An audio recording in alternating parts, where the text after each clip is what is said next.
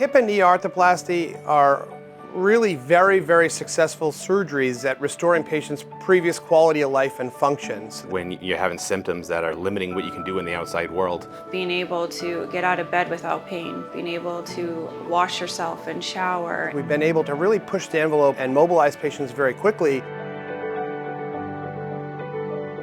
We're doing things different here, and we are really seeing the patient from start where they really are down about their position and what they need to do and have this joint replaced and the unknowns all the way through where they're telling everyone, hey, go ahead and do it, don't wait. It really does take this whole integrated team to make this turn out well and make this successful. We have the best team around. The outcomes are just phenomenal. Our patients are up and moving here. They're doing their first round of physical therapy in the recovery room and going home from here within hours. And that's something very unique to Kent Hospital. Kent is making strides at helping the community see that there's life after a joint replacement.